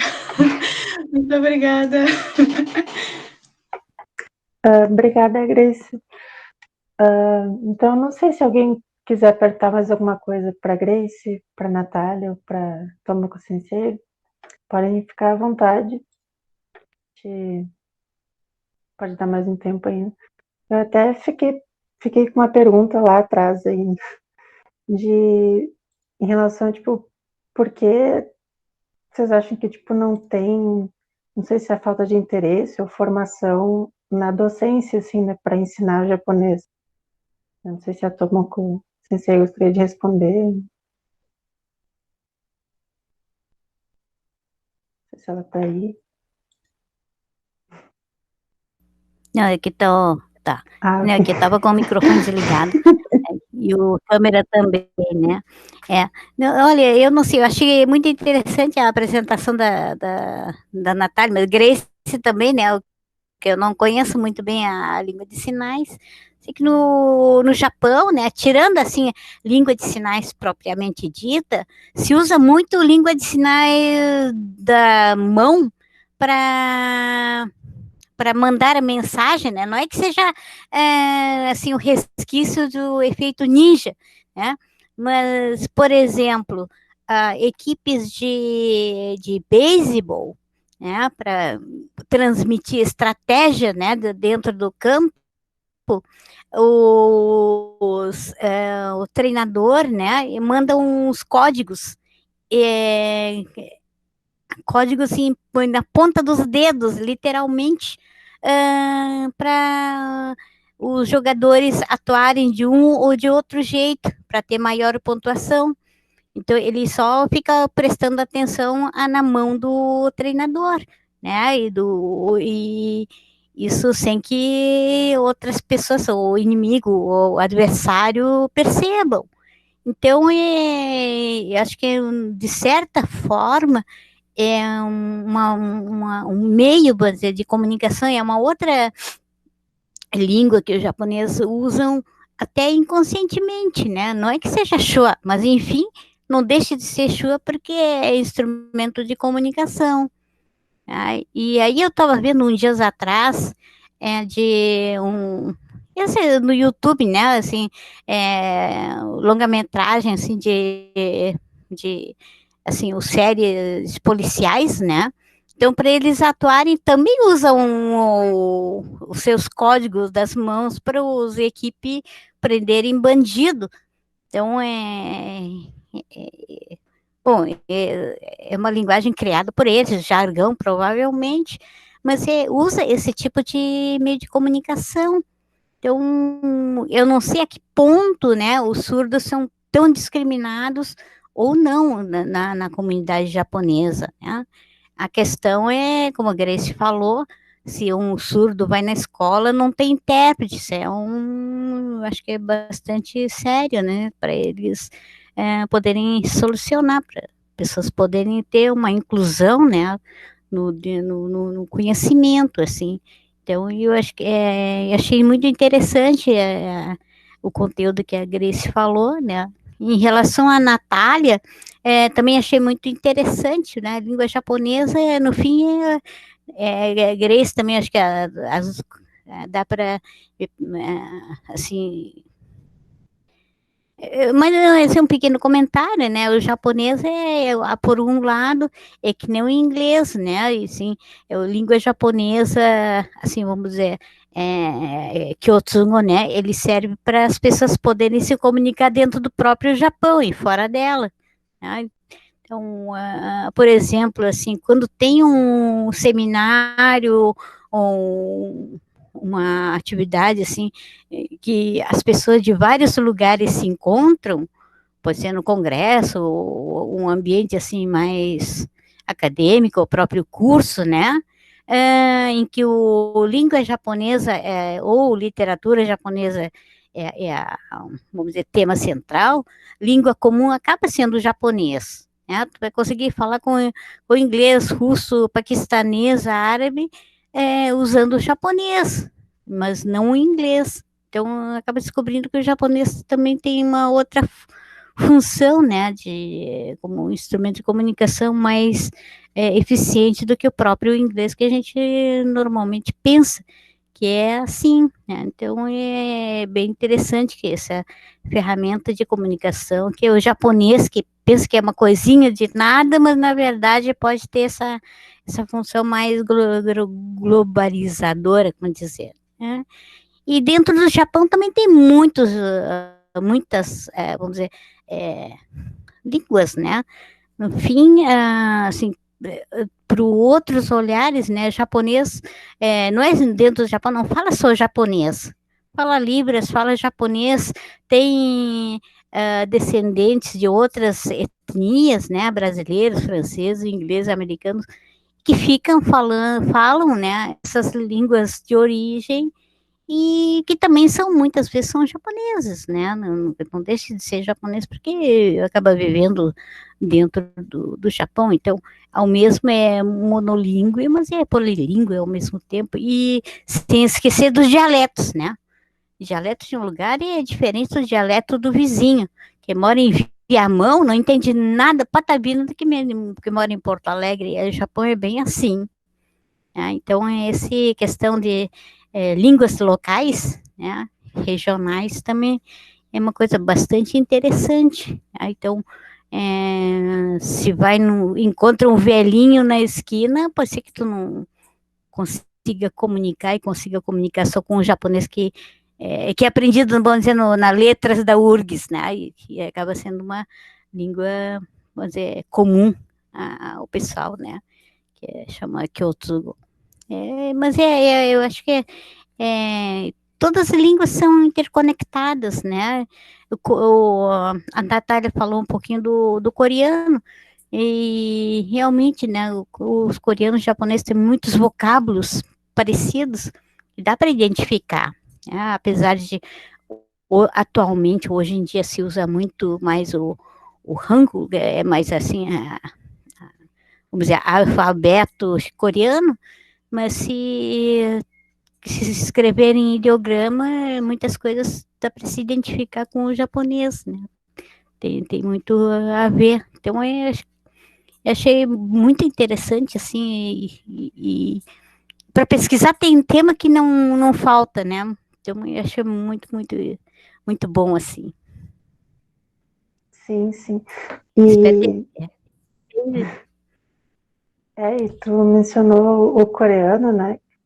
Que, tipo, se eu não me engano, assim, algumas das primeiras migrações para o Japão, assim, daquilo que foi se tornar o Estado japonês, né? A nação japonesa, o pessoal veio através da Península Coreana, né? E Sim. tem uma relação muito forte com os Ainu também, né? Queria falar alguma coisa, não tá? Não, só ia comentar, né?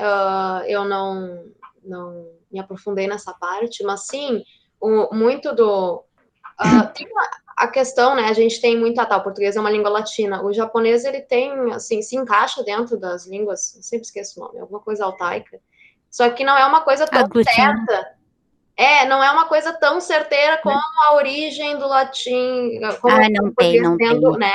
Só que daí, até inclusive eu estava lendo, tem um teórico italiano que é o Franco Moretti, que ele trata muito de literatura mundial. Eu uso bastante ele, assim, em alguns dos meus pensamentos, e eu estava olhando um livro dele ontem, até eu acho. Daí ele coloca, assim, umas tabelas colocando nas famílias, né? E o coreano e o japonês. Eu não tenho como saber se é de fato daquela família, dizer, tipo, olhar lá para trás. Só que o que eu sei é, pelo conhecimento que eu tenho, eu faço coreano também. Eu estudo coreano sozinha há muito tempo e eu comecei a fazer agora curso também.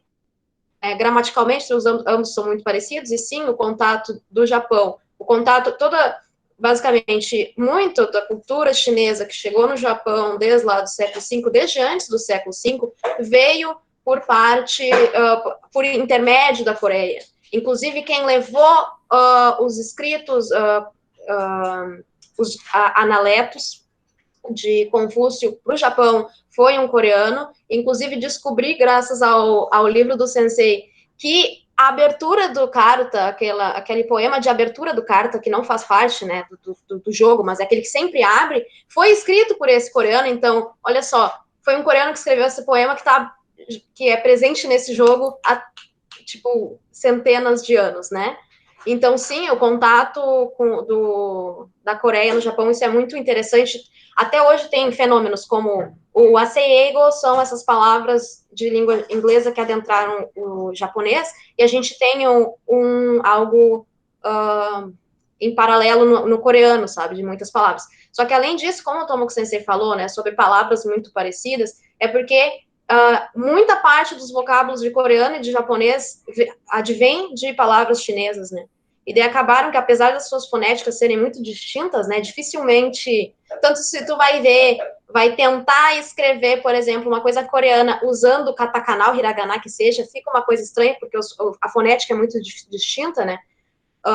Em geral, né, a fonética é uma coisa que é simples no japonês, ela não é o maior obstáculo, de longe é o maior obstáculo para aprender japonês, e já no coreano é um pouco mais complicado.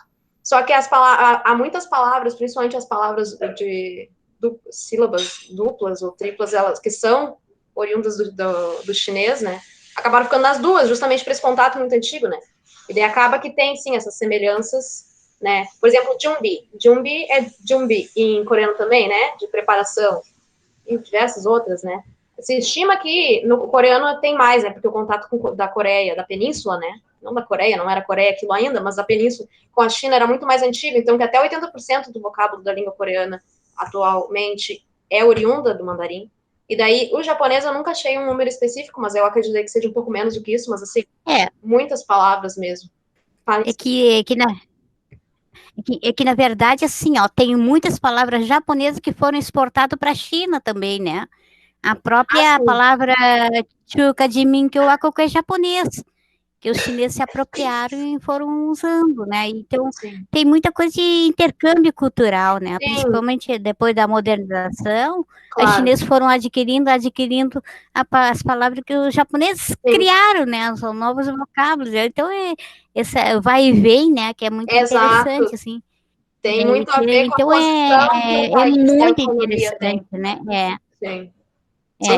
Não só a economia, mas são novos vocábulos que vai surgindo, ou vai criando.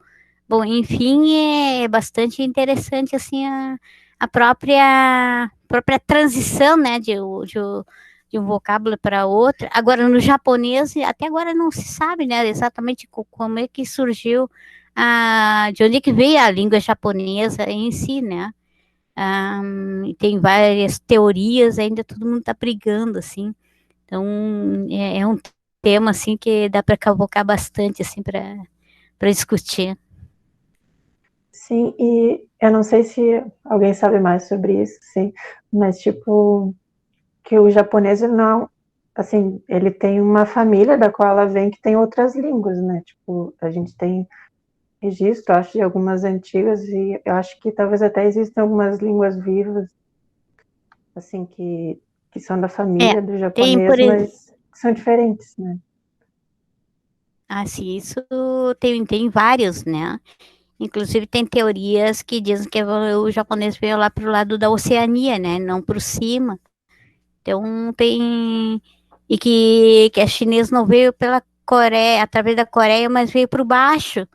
Porque entre a Península da Coreia, naquela região, e o continente chinês tem uns rios que é difícil de transposição e tudo mais.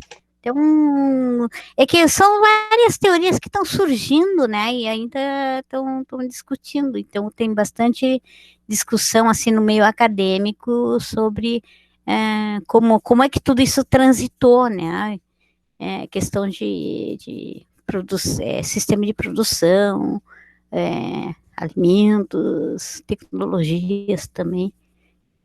Aí assunto vai ficar bastante interessante, né? E só no Japão, acho que fazendo umas pesquisas lá, que dá para ver uma coisa assim mas não digo concreta, porque ainda está bastante, né, assim, no ar, né? Não tem nada que comprove 100% o que aconteceu por lá, né? Vocês podem ir lá e conseguir bolsa, ficar por lá como pesquisador. Nunca é impossível, né? Inclusive, tem alguns ex-alunos nossos que se radicaram lá para fazer pesquisa. É isso aí. Ana, antes tu tinha comentado, eu acho, sobre a questão da licenciatura, né? Eu acho que, claro, a gente, como foi comentado aqui, né, o nosso problema é o corpo docente reduzido, né, que não permite. Mas, assim, não sei se é do teu conhecimento, tem várias universidades federais que têm licenciatura em japonês, como Federal de Brasília, Federal agora do Rio de Janeiro, no Paraná, a USP, eu acho que também é licenciatura, eu sei que é alguma coisa de língua e cultura, mas acredito que é licenciatura para aula também, né? Pode falar. Olha, das faculdades assim, federais, né, que tem o japonês, o URGS é o único que não tem licenciatura. Sim, o único claro, que não tem só que ao mesmo tempo, Só que, ao mesmo tempo, nós somos o único bacharelado que foca em tradução em japonês, né? Nenhuma das outras federais, mesmo aquelas que têm bacharelado, é bacharelado em língua e literatura, ou língua e cultura, né? Então, a gente tem esse diferencial... Esse é o nosso... Né? Isso. Não sei se era mais ou menos essa a questão, Ana. Sim, eu realmente não sabia muito sobre. Sim, Obrigada. tem várias, e é bem interessante ver, eu não sei o tamanho, mas, assim, em geral, acho que são setores com bastante professores daí especializados, então, e daí o que eu sei o que eu sei, por exemplo, a Universidade de Paraná, ele conseguiu redirecionar 2 vagas de professores para o curso de japonês. Né? Então, o próprio interesse da universidade era de redirecionar uma vaga essas duas vagas que surgiram para fortalecer o curso de japonês. Então, tem muita questão política no meio também, né, de interesse da própria universidade. Então, não sei como é que está a nossa URGS relativo a isso, né? Tem que ter uma certa, talvez, mostrar nosso interesse, pressão política, não sei como é que funciona isso, mas seria muito interessante ver se tivéssemos mais professores e para poder formar de forma assim, mais satisfatória, né, que a gente não consegue atender direito os alunos, né, nem material, olha a parte da pesquisa, por exemplo, fica um pouco a ver, assim, a desejar por falta de tempo, né, muitas vezes. Muito tempo atrás o pessoal falou assim, mas o setor japonês não produz nada de pesquisa, então não tem por que ter tantos professores, mas é um círculo vicioso isso, né, e infelizmente, e aí como é que vai fazer, né? Então, acho que vontade política também conta bastante, assim, para conseguirmos uma vaga, ou redirecionar a vaga de professor, ou vir de algum lugar, né? Afinal de contas, tem que surgir, né?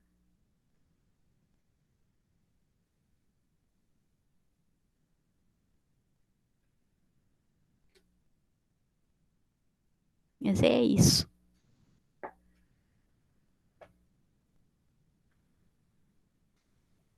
E teve uma coisa também, deu uma outra pergunta que eu fiquei curiosa, que a Cinzia mencionou sobre como que, daí voltando para Grace, né, sobre como que os surdos são tratados assim, no Japão, né, como que funciona esse lance de estigmatização e tal, né? Não sei se tu sabe responder, assim, claro, né, tipo, tu mencionou antes até o filme, né, o Koi no Katachi, mangá, que trata um pouco disso, assim, eu não sei se tu quer falar um pouco sobre isso. Então, a gente tem no Japão surdos muito oralizados, que são aqueles surdos que eles fazem leitura labial e oralizam a língua japonesa. Então, eu vi algumas vezes um surdo bem oralizado assim, que ele ouviu essa frase, me veio essa frase: o que tu tá falando? Tu não parece surdo. Então, tem esse tipo de coisa, assim, esse tipo de fala acontecendo, assim. Mas, por outro lado, tem muita questão de vamos nos esforçar para nos comunicar. Então, essa questão de discriminar porque é surdo, eu acho que tem muito menos do que parece, muito menos do que pode imaginar, assim, no sentido de exclusão, de não vamos falar com você, não vamos nos comunicar com você. Tem muito, olhar até na TV mesmo, na TV japonesa, tem esses programas para ensinar língua de sinais, mas fora dos programas a gente vê muita legenda. a gente vê muita legenda nos programas. Então, os surdos, eles têm acesso à informação, pelo menos escrita, muito mais do que eu acho que os surdos brasileiros têm acesso à informação escrita aqui. Eu acho que aqui a gente falta um pouco legenda para a gente, a gente tem intérprete, mas eles estão em todos os lugares, não. Eu fui lá na Parada Livre de Osaka, e lá tinha intérprete de língua japonesa de sinais, então tinham apresentações, discursos, e tinha lá o intérprete. Eu me lembro que aqui também tinha intérprete, né, mas lá esse intérprete, ele não chega em todos os lugares, em todos os eventos, mas a legenda chega. A legenda e a informação escrita, a cultura japonesa é uma cultura muito escrita, eu acho, né, uma cultura muito visual. Então, essa questão de ser já a cultura ouvinte japonesa, ela já é uma cultura muito visual, então isso facilita com que os surdos, eles consigam ter acesso a esse tipo de informação. Então, exclusão de informação, eu acho que tem bem menos do que se tem aqui, que a gente a cultura brasileira, acho que é uma cultura muito oralizada, né? Menos visual do que a cultura japonesa, pelo menos. Então, de informação, eu acho que talvez não tanto quanto aqui. Eu acho que aqui, às vezes, é mais complicado do que lá.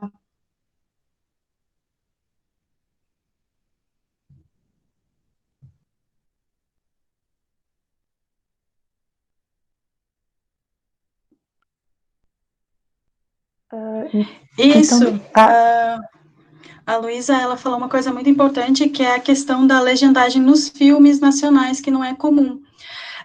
E lá eu achei bem interessante que é mais comum do que aqui. Então, não sei, talvez porque eu fiquei amiga de muitos surdos jovens, assim, da mesma idade que iam muito ao cinema, e daí eles publicavam no Instagram, assim, tem as sessões legendadas do filme tal. Então, lá tem várias sessões legendadas de filmes japoneses. Então, eu acho que lá essa questão da legenda, ela é bem mais forte, essa questão da inclusão, não só de surdos, assim, até dos estrangeiros que precisam dessa legenda para entender o filme, eles também vão se beneficiar dessa legenda, né? Então, eu acho que essa questão da inclusão lá, ela tá, de uma certa forma, apesar dessa questão linguística ser um pouco complicada, de não ter essa noção de língua mais profunda, eu acho que a questão da inclusão lá, ela tá bem melhor do que aqui. sim, imagino. Eu não sei se alguém tem mais alguma pergunta, quer fazer mais uma contribuição, mas acho que logo talvez a gente pode ir encerrando. Não sei se as meninas podem dar mais alguma fala, se sintam à vontade para falar o que quiserem.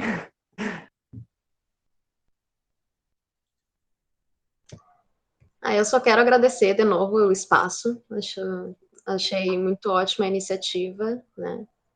E torcer para que logo o pessoal a gente possa voltar presencialmente. Eu sei que as dificuldades do MConf e do ensino emergencial, né, gera, acho que mais contras do que prós, no sentido de motivacional, né, pra gente, então.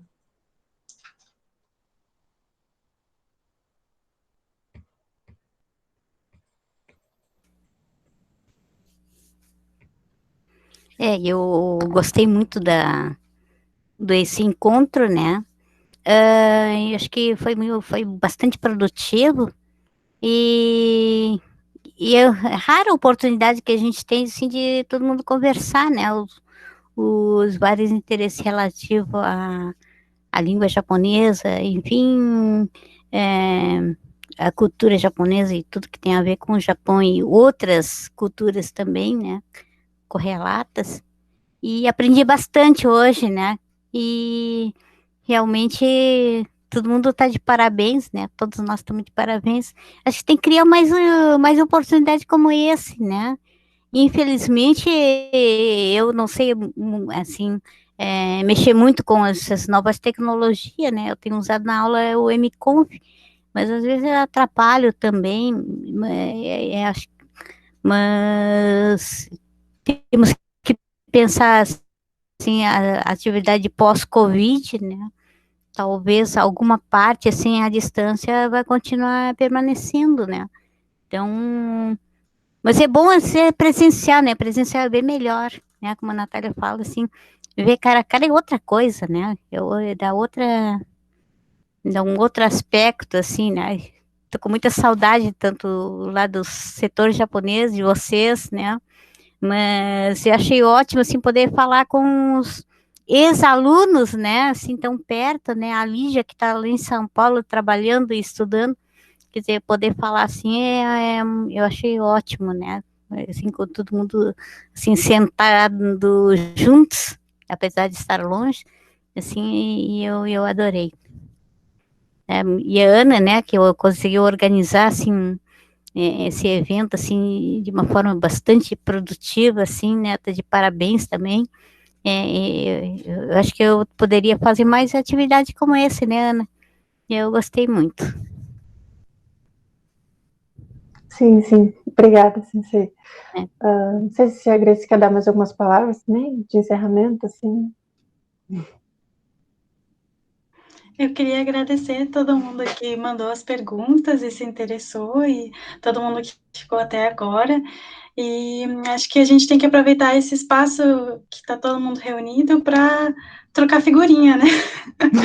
A gente tem que aproveitar, se reunir, trocar ideias e não terminar esse espaço só aqui, né? Continuar em outras oportunidades, por e-mail, por outras redes sociais ou qualquer coisa assim, para a gente aproveitar e trocar pesquisas, trocar ideias, trocar, às vezes, pensamentos, que são, às vezes, uma sementinha e que a gente pode fazer muita coisa com isso.